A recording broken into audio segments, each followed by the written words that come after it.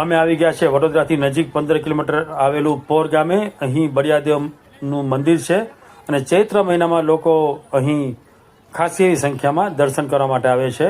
ભીડ ઘણી વધારે છે. અમે હવે થોડી વારમાં દર્શન કરશું અને તમને પણ કરાવશું અને અહીંનો મહિમા કેવો છે એ પણ તમને જણાવશું. તો જોતા રહો આગળ બળિયાદેવ ભગવાન પોર. આ બળિયાદેવ જે પોરમાં આવેલા છે એની એક કથા છે. એક સમયની વાત છે, એક નાનકડા ગામમાં ગરીબ પરંતુ ખૂબ જ ભક્તિભાવ ધરાવતી એક સ્ત્રી રહેતી હતી. તે રોજ સવારે વહેલા ઉઠીને ભગવાનની પૂજા કરતી અને ઉપવાસ રાખતી. ખાસ કરીને તે બળિયાદેવ પોરનું વ્રત કરતી અને ખૂબ જ શ્રદ્ધાથી કરતી. તે સ્ત્રી પાસે ખાવા માટે બહુ થોડું હતું, છતાં તે પોતાની શક્તિ મુજબ ભગવાને ભોગ ધરાવતી હતી. એક દિવસ તેના ઘરે કંઈ જ અનાજ ન હતું, છતાં તેને ભક્તિ છોડી નહીં, પરંતુ પાણી અને થોડો લોટ લઈ અને ભગવાનને યાદ કરીને વ્રત કર્યું. ભગવાન તેની આ સાચી ભક્તિથી પ્રસન્ન થઈ ગયા અને બીજે દિવસે અચાનક એના ઘરે એક વૃદ્ધ પુરુષ તરીકે આવ્યા. એને ભોજન માગ્યું. ગરીબ સ્ત્રી પાસે તો કંઈ હતું નહીં, છતાં એને પોતાના ભાગનું થોડું ખાવાનું એને આપી દીધું.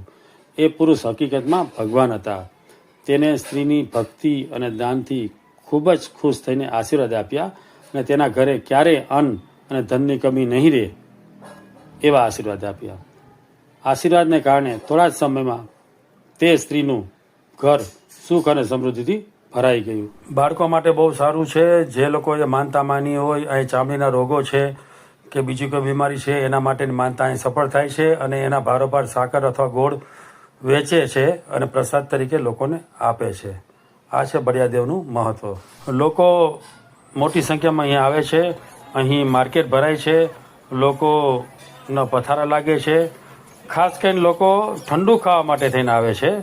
અહીંયા ઠંડુ ખાવાનું મહત્વ છે.